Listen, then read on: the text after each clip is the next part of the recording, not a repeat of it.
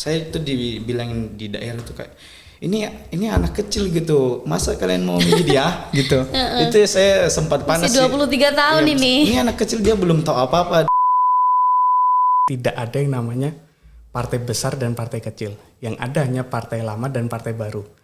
Kalau kita langsung masuk partai lama dan orang tua kita bukan siapa-siapa di partai itu, wah lama banget itu antrinya. Untuk bisa jadi caleg aja ngantri dulu. Oh iya, gini saya jelasin sedikit Mbak ya. Kok kamu langsung kayak ikan belut nih? Kayak Halo Sobat IP, kembali lagi di podcast inspirasional. Kali ini kita kedatangan alumni yang sangat luar biasa. Kemarin kita sudah ngasih alumni-alumni yang berkiprah di dunia PNS, berkiprah di dunia perusahaan internasional. Sekarang karena lagi hangat-hangatnya politik, hangat-hangatnya pemilu, maka kita akan tampilkan alumni kita yang sekarang jadi bacalek. Yeay, halo kalian. Apa kabar? Baik. Alhamdulillah. Baik. Nah, teman-teman yang ada di hadapan kalian ini adalah bacalek yang nanti akan bertarung ya di kursi legislatif DPRD kan? DPRD di tahun 2024. Nah, kita akan ulik bagaimana beliau-beliau ini bisa nyalek, kemudian bisa terjun ke dunia politik, dan itu bisa jadi bekal juga buat teman-teman nanti yang lulus dari IP mau jadi politik praktis. Kita kenalan dulu dari Irham dulu. Sebenarnya aku udah kenal ya, tapi bolehlah kasih tahu ke teman-teman. Kita di game, Mbak. Betul. Ya Teman-teman baik, selamat siang. Perkenalkan saya Andi Ihram Andi Baso Urung, kota ya. Biasa dipanggil? Biasa dipanggil Ian. Saya berasal dari Makassar. Sekarang ini saya kegiatan sekarang itu sedang menjalani studi di MAP UGM. Terus ininya dapilnya? Saya di ini Mbak, di Kabupaten Luwu di Sulawesi Selatan. Di Sulawesi Selatan. Ya. Alumni IP angkatan? Alumni IP angkatan 2018. 2018. Lulusnya tahun berapa yo? 2021. 2021 Mbak. 2021. Ya 2021 terakhir. 2021. Berarti 2021. Ada gap 2 tahun ya. Ya sambil studi kemudian nyalek, ada 2 tahun persiapan. Luar biasa. Masih muda, ini bacalek muda. Satunya Mas. Perkenalkan teman-teman, aku Hasan dari Gelora, Partai Gelora, Kota Yogyakarta. Kalau secara angkatan Lebih tua. Angkatan 2016. Lulus kemarin ya.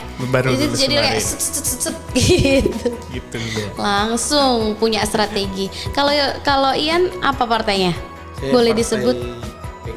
PKB. dan Gelora. Asik. Nah, kita mau ngomongin soal politik nih ya. Sebelum kita ngomongin soal kalian akhirnya menjadi bacalek, kemudian Anda kembali lagi ya, walaupun baru 2023 awal, terus Irham juga masih 2021 ke 2022 tahun yang lalu. Perasaannya gimana kembali lagi ke IP, sudah menjadi alumni dan sekarang luar biasa dari kesibukannya mempersiapkan pemilihan, masih kuliah juga. Apa perasaannya kembali lagi ke sini? Boleh Hasan dulu. Biasa aja sih. Soalnya baru banget ya. Jadi balik lagi kayak ya udah biasa. Kamu gimana Ham? Ya kembali ke sini tuh ya saya rasa luar biasa sih, maksudnya di 2 tahun lalu itu saya lulus di sini, habis itu saya melanjutkan studi di ini Mbak, di MAP UGM. Ya kembali ke sini lagi ya saya rasa ya sangat luar biasa, apalagi diundang sama Mbak Hilan sendiri.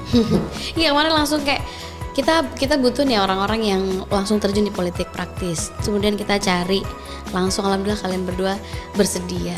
Nah, ngomongin soal politik praktis, kalian nyangka nggak sih atau kalian itu sudah mempersiapkan ini di awal-awal kalian kuliah, misalnya dari angkatan 2018, angkatan 2016, dari awal itu sudah prospek ke menjadi calon anggota legislatif? Kalau dari aku ya, ya jelaskan sedikit ya. Kemarin waktu selesai tahun 2018, sebenarnya itu terhitung cepat ya, dari angkatan 18 lulusnya tahun 2021. Saya kemarin mensiasatinya, kan itu lulusnya cepat banget Mbak, jadi saya kemarin mensiasatinya dengan lanjut IS MAP UGM. Yang saya rasa ilmu ini masih relevan ketika saya ingin masuk ke jenjang politik ini seperti itu. Kalau dari S1-nya, cita-citanya emang jadi bacalek gak sih? Kalau sebenarnya itu dari S1 itu saya tipikal mahasiswanya ya. Ya nggak kupu-kupu juga sih. Maksudnya saya kuliah tapi tetap mengikuti organisasi. Rasa ingin menjadi legislatif itu ketika kemauan saya melihat di daerah saya gitu Mbak. Di daerah saya ini di daerah saya ini lapangan kerjanya itu sangat kurang. Jadi saya, apalagi pemuda-pemuda di situ, ketika lapangan kerja yang kurang, mereka akhirnya terjerumus ke hal yang negatif, entah itu mereka mabuk-mabukan apa dan segala macam, ya kenakalan remaja seperti itu. Nah akhirnya siasat itu datang, terus kita juga melihat di sisi lain kita juga melihat peluang yang ada, ya kenapa enggak gitu. Saya di sisi lain saya juga insya Allah dalam ilmu bisa mumpuni untuk masuk ke dalam sistem itu, kenapa enggak kita masuk ke dalam sistem itu untuk mengadvokasi kebijakan yang ingin kita suarakan. Luar biasa. Hasan gimana? Dari awal 2016 tuh kamu udah menggebu-gebu pengen cita-citanya itu, atau di tengah jalan kayak Ian? Malah jauh sebelum kuliah, Mbak. Oh jauh sebelum kuliah. Dari kapan berarti?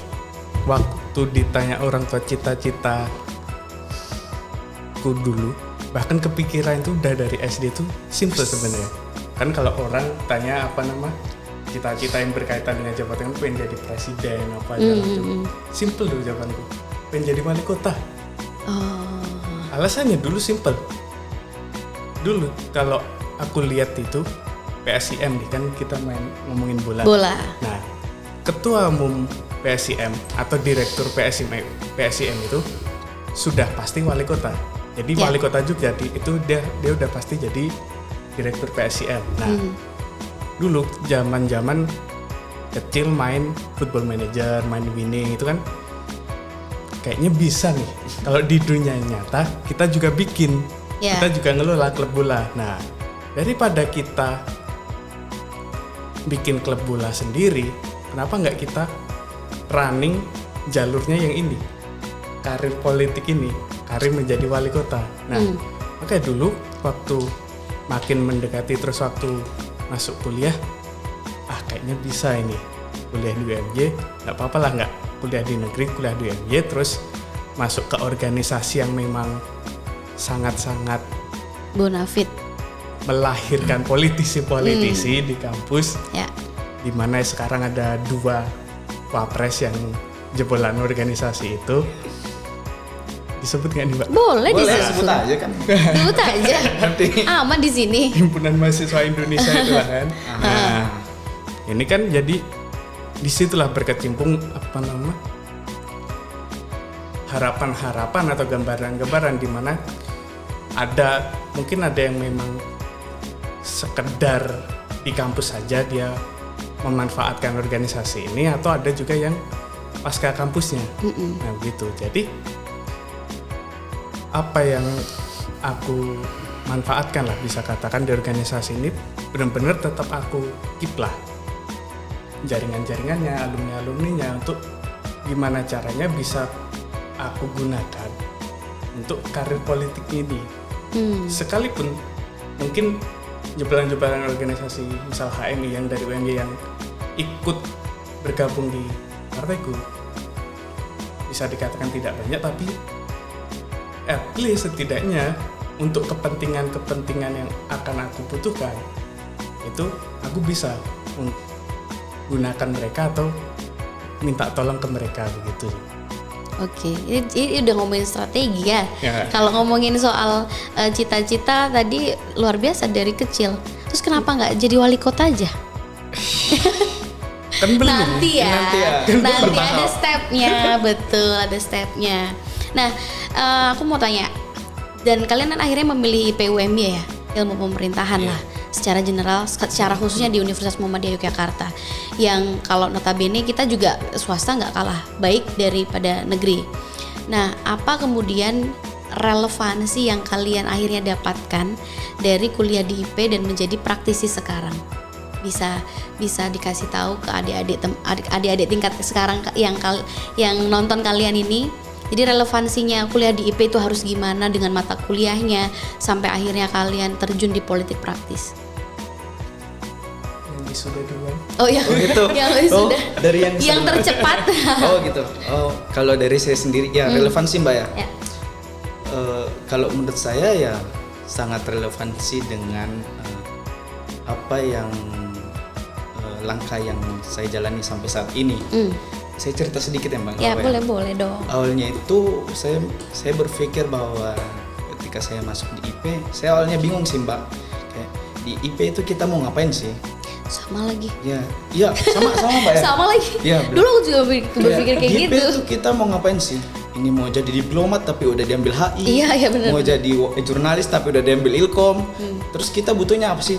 Ternyata setelah masuk di IP banyak hal-hal yang menarik dan banyak hal-hal yang positif yang bisa kita ambil.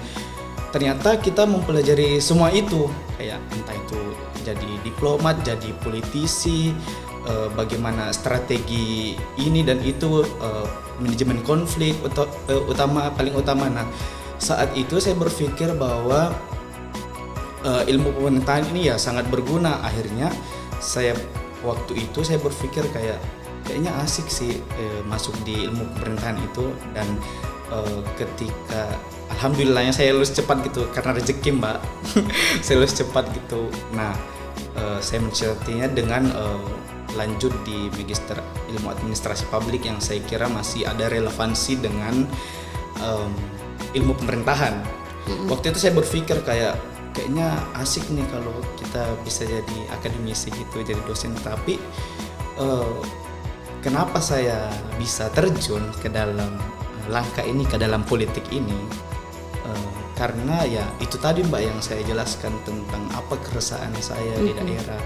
Ya, saya berpikir bahwa saya menimba ilmu sejauh itu, ya kenapa saya nggak implementasikan ke daerah saya sendiri?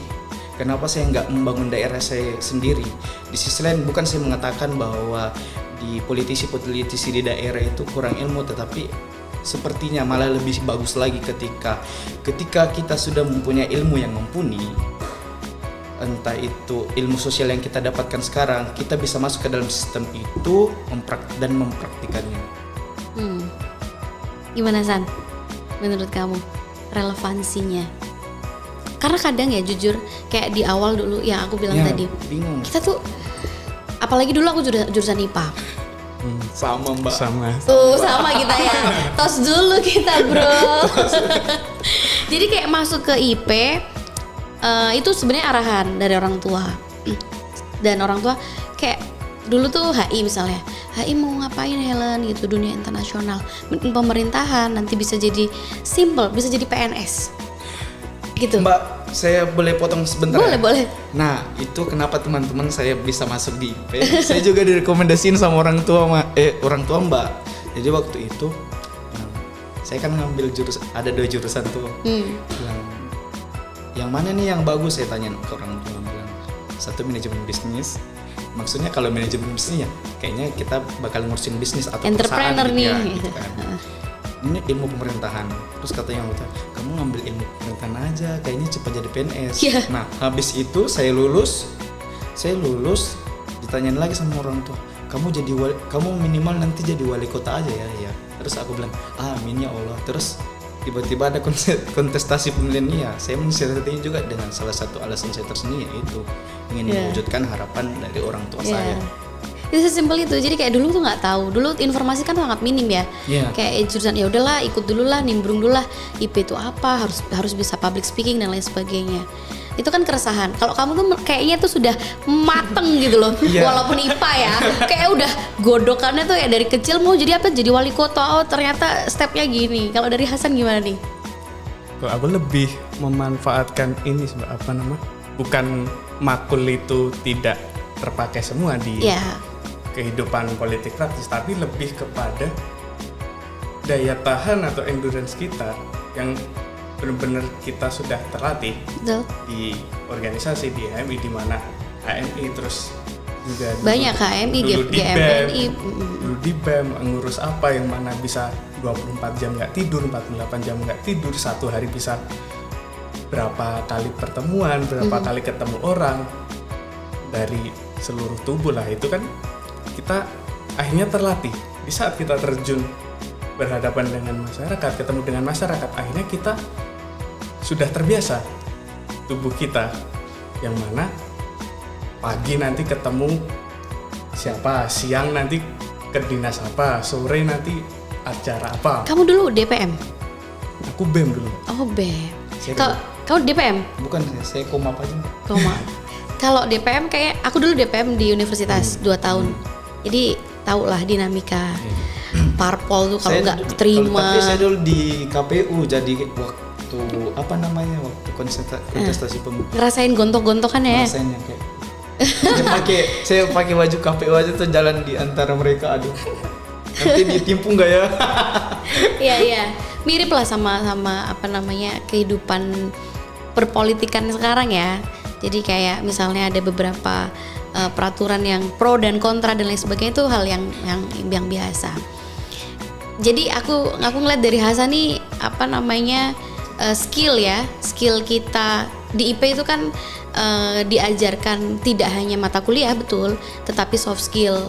Kemudian apa namanya keterampilan yang mungkin dari unsur knowledge itu kita nggak dapat, kemudian IP ngasih itu gitu, sehingga pas lulus tahu harus apa gitu. Dan yang lebih harus kita latih itu kan bahasa-bahasa akademik yang kita dapatkan di kampus itu kan nggak bisa letterlet kita sampaikan ke masyarakat. Betul, Yang harus mohon pakai maaf, bahasa secara- yang susah. Secara pendidikan sangat jauh. Nah itu kan harus kita latih sendiri. Harus bahasa-bahasa diolah, akademik ya. yang kita dapat dari Betul. dosen. Kalau dibahasakan ke masyarakat ini harus kayak gimana sih? Harus lebih sederhana ya. Misal, Pak ini akan ada, Bapak Ibu ini akan ada perubahan rancangan APBD. Nanti Bapak Ibu bisa dapat bantuan bansos atau PKH, itu jalurnya seperti ini, kan nggak bisa letterlet seperti Ya, itu. betul. Masyarakat inginkan, butuhkan itu kan. Wis mas aku ki wong cilik, Betul. penting aku iso mangan, anakku iso sekolah, jenengan iso bantu nopo. Ya, Kan betul. Iya. itu inti masyarakat itu. Luar biasa ini salah kita ini ya dari IP. Kalau kalian ketemu masyarakat biasanya gimana? Strategi kalian gimana sih? Aku mau tahu gimana anak-anak muda hari ini hampir mau di DPR dan DPRD itu sekarang banyak anak muda yang mencalonkan diri. Nah, Anda sebagai generasi muda dan generasi penerus lah istilahnya ya, masih berapa umur kalian? 20-an kan ya? Saya 17 tahun. usia Masih under 25 kan? Ya itu kan masih muda banget. Kemudian bagaimana kemudian kalian meyakinkan masyarakat? Kalian terjun di masyarakat. Cerita dong pengalamannya. Karena aku nggak pernah nih, kalau sebagai praktisi kan aku nggak pernah kan. gitu. Aku kan Strateginya ya. Iya betul lah. boleh dibocorkan dikit atau boleh pengalamannya kayak gimana? Oh, iya. Kalau saya sendiri ya. Mhm. Kalau saya itu kan Jalan waktu Lato. ya Ingat itu? Jalan Latonan. Solawatan terus. Solawat. saya tuh kalau di kampung selesai SMA itu saya merantau Mbak, ke Jogja, sampai pada akhirnya saya di Jogja lama banget, jadi maksudnya orang udah jarang lihat gitu kan, sampai pada akhirnya saya lanjut lagi S2 itu udah sampai 4 tahun lebih. Akhirnya saya balik lagi ke daerah, nyalek ya, orang-orang pada kaget dong, bilang awalnya Siapa ini? Ini anak siapa sih, ini kok kayak anaknya Ahok gitu, dia bilang. Saya sampai dikatain kayak gitu, dia bilang. Akhirnya sebenarnya bukan aku yang ngomong pertama, yang kenalin dulu sama tim. Akhirnya ketika kami sosialisasi, aku sosialisasi, dikasih pengertian bahwa saya ini tujuannya ini, gitu aja sih Mbak. Jadi Kalau caraku sosialisasi di masyarakat itu ya kami lakukan pendekatan, terutama kalau strategiku ya, pendekatan terhadap keluarga itu sangat efektif menurut aku. Pendekatan kultural ya. Nah, pendekatan dengan keluarga itu sangat efektif menurut aku, karena di zaman-zaman sekarang ini ya maksudnya kita yang butuh, kita yang sampaikan ke keluarga bahwa ini tujuannya, ini tujuan kami, ini tujuannya ini. Nggak mungkin juga keluarga bakal ini kan. Kalau aku lakuin pendekatan kayak gitu sih Mbak. So far sudah banyak yang kenal Irham berarti ya? Insya Allah. Insya Allah. Tapi sekarang balik ke Jogja? Oh, saya jelasin ya.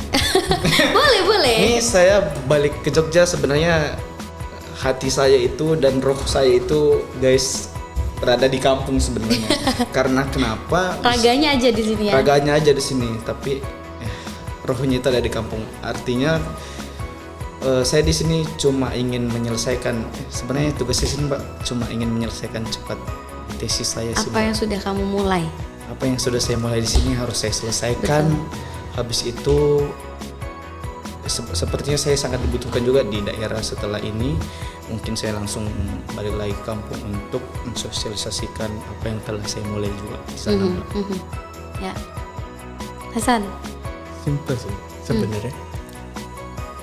Sekalipun kita partai baru, ya, nggak bisa dipungkiri itu, tapi kan orang-orangnya itu juga bukan, ada yang memang orang baru, tapi strategi yang kita gunakan, misal aku sebagai alumni UNY dan aku sebagai keluarga besar Muhammadiyah, bapakku juga ya seseorang lah di Muhammadiyah di PP seseorang lah. Nah, tapi tidak bisa juga serta-merta, Pak aku juga pengen ikut jenengan dong, langsung ke ini.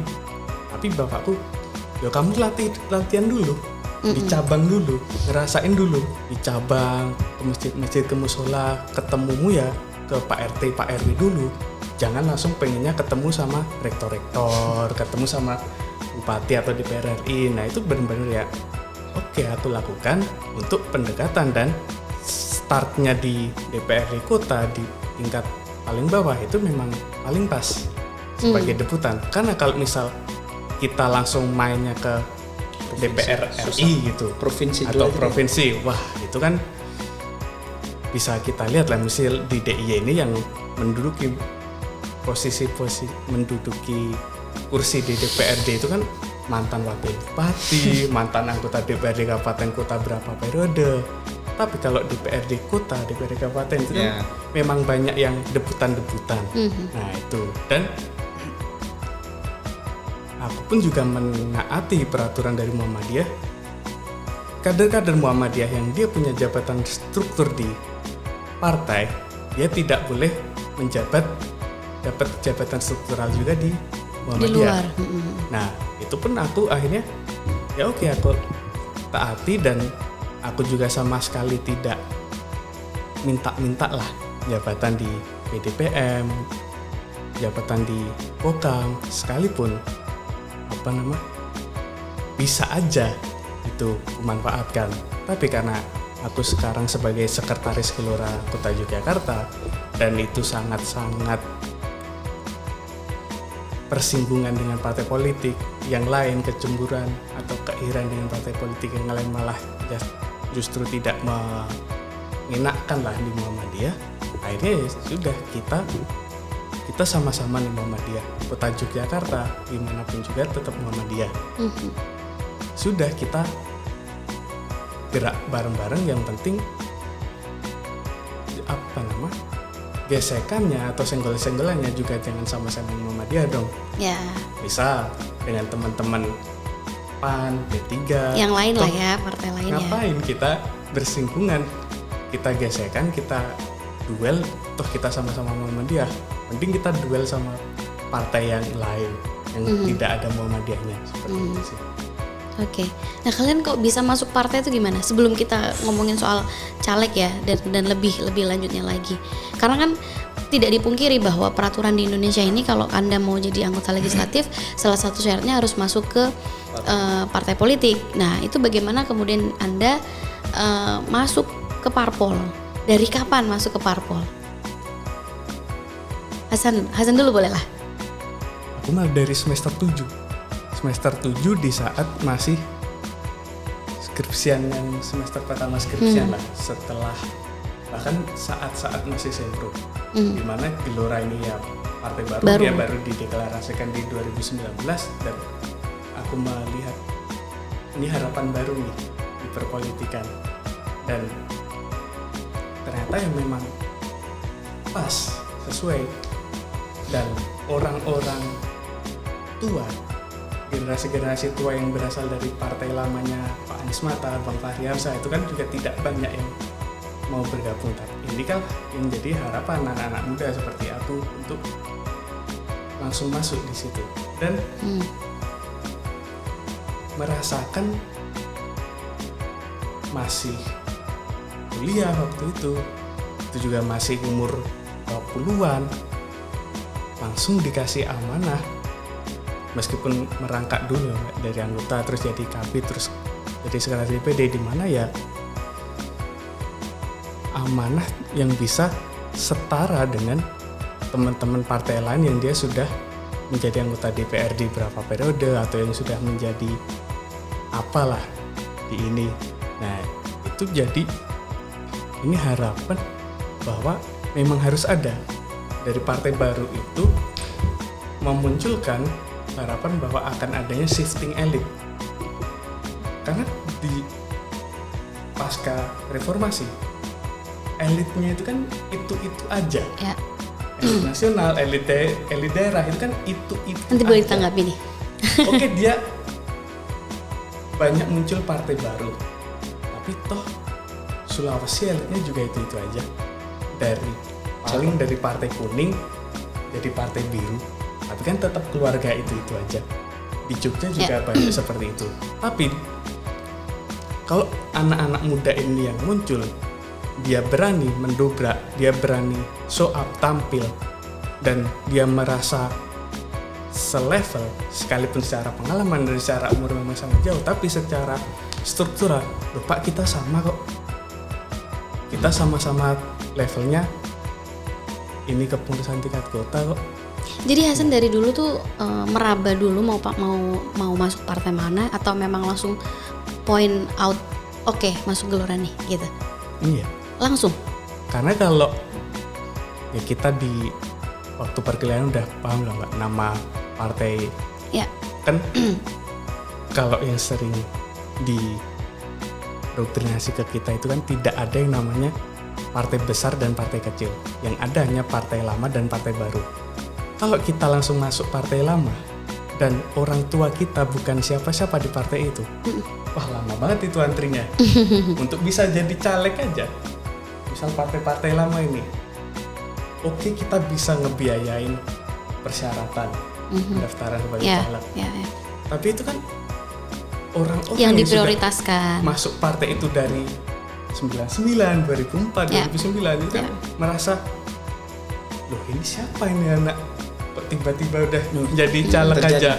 Tapi kalau kita partai baru terus kita jabatan inti, struktur inti, kita yang punya wewenang untuk mengatur siapa-siapa aja caleg gitu. Partai lama naik haji dulu ya Pak. Kan antri. Gimana Ian? Kalau di tempat saya Mbak ya, ya awalnya itu sebenarnya di tempat saya tuh nggak ada yang kayak kamu Muhammadiyah, kamu NU. Kalau di kami itu mengibaratkan kenapa saya masuk di partai ini, partai hijau, partai PKB ini ya, ibaratnya saya mengibaratkan bahwa partai ini sebagai alat politik untuk masuk ke dalam sistem. Kalau saya mengibaratkan seperti itu, pasti visi dan misi kita, visi misi dari partai akan selalu baik, dan mungkin ideologi dari partai PKB ini sejalan dengan apa yang saya pikirkan, Sehingga tapi saya berpikir bahwa partai baru maupun partai lama maupun partai baru, kalau menurut saya sama aja, tergantung dari individu yang menjalankan jabatan itu nanti. Terus tadi kata Hasan yang nyindir soal harus antri dan lain sebagainya, dan itu terjadi, gimana ceritanya Oh, itu? yang mana tadi Mas? Yang tadi yang kalau partai lama tuh kayak harus ada yang diprioritaskan dulu, ngantri dulu. Oh ya, gini saya jelasin sedikit Mbak ya. Kok kamu langsung set kayak ikan belut nih? Kayak kalau Mas Hasan mungkin sudah ada basis ini ya dari keluarga ya. Kalau dari keluarga saya itu Mas dan Mbak ini sama sekali belum ada yang terjun di bidang politik Praktis. praktis, belum ada sama sekali. Akhirnya saya diusulkan karena kemauan saya juga, dan alhamdulillah dukungan dari orang tua dan teman-teman. Akhirnya dan kita juga untuk masuk ke dalam sini kita pastinya melihat potensi yang ada. Di sisi lain ada nggak basis kita apa dan segala macam ya, Mas Hasan tahulah seperti itu. Ya, kalau saya seperti itu sih Mbak. Oke. Tapi kamu pernah dapat gesekan-gesekan dari Partai yang lain. tua-tua? Oh, iya. Satu Nah. partai dong. Ya, awalnya ini yang apa sih yang kalau dibilang black campaign ya. Black campaign kalau untuk saya itu dibilangin di daerah itu kayak ini anak kecil gitu, masa kalian mau milih dia gitu. Itu saya sempat panas Masih 23 tahun Iya, ini. Ini anak kecil, dia belum tahu apa-apa dia. Ya tapi saya dengan kami dan tim semuanya mendengarkan hal itu, ya kami tetap sabar dan tetap semangat, ya nantilah kita buktikan. Semoga ilmu saya ini bisa saya terapkan di sana nanti dan bisa menjadi pembuktian untuk mereka semua.